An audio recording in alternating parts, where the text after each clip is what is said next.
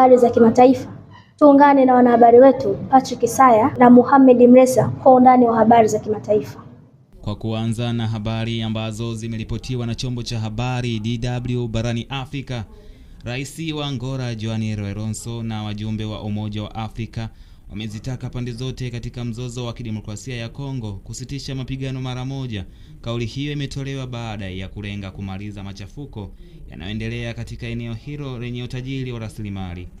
Eneo la mashariki mwa DRC limekumbwa na vita kwa miongo kadhaa, huku kundi la waasi la M23 linaloungwa mkono na Rwanda likilaumiwa kwa kuendelea na mashambulizi licha ya juhudi nyingi za kidiplomasia, ikiwemo makubaliano ya amani yaliyofikiwa Disemba kwa usuluhisho wa Marekani.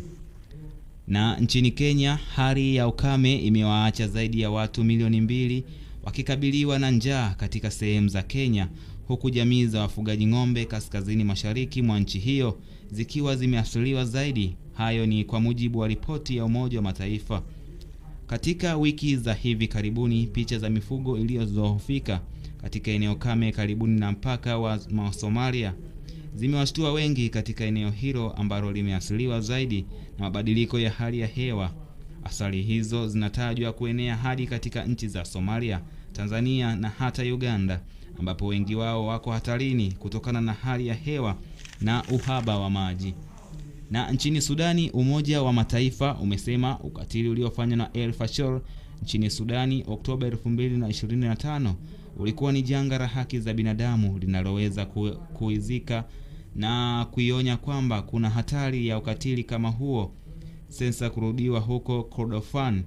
Akitoa taarifa hiyo katika Baraza la Haki za Binadamu la Umoja wa Mataifa kuhusu hali ya hewa ya El Fasher, Kamishina mkuu wa haki za binadamu wa Umoja wa Mataifa Volker Turk amelaani vitendo hivyo vya kutisha baada ya kikosi cha wanamgambo wa RSF kuanzisha wimbi la mashambulizi makali na kuzingira huo kwa miezi 18.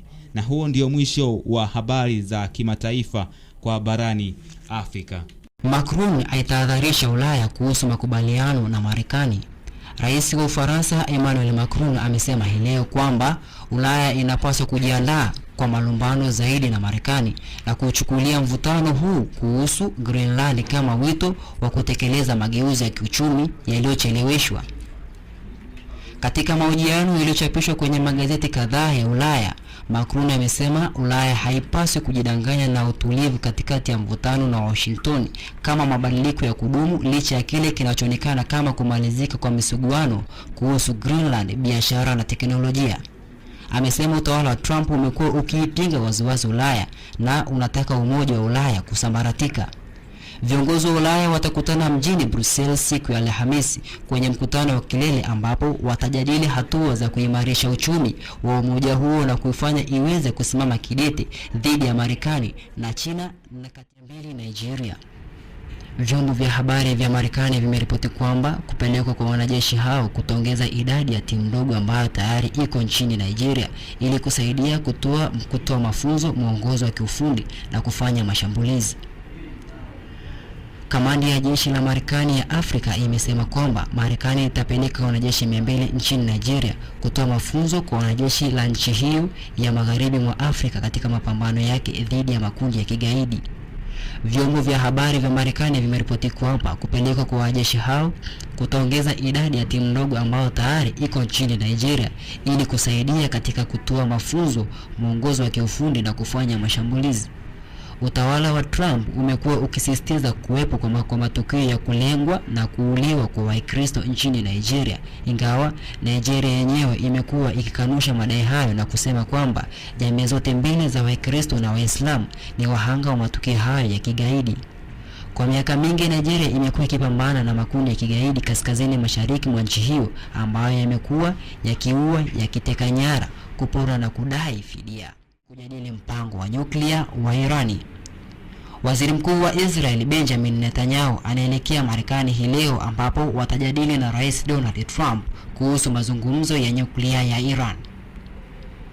Israeli inashinikiza makubaliano hayo ya kujumuisha Irani kusitisha urutubishwaji wa aina yoyote wa madini ya urani, kupunguza mipango yake ya makombora na kuacha kuwasaidia makundi ya wanamgambo kama ya Hamas na Hezbollah.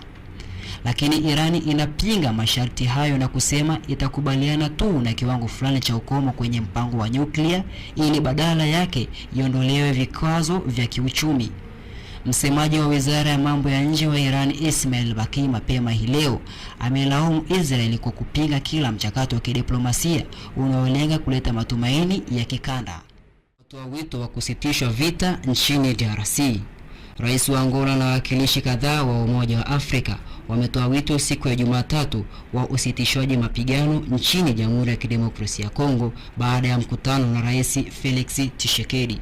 Asante Patrick Isaya na Mohamed Mresa kwa habari za kimataifa. Tupate mapumziko mafupi, tukirejea ni habari za michezo na burudani.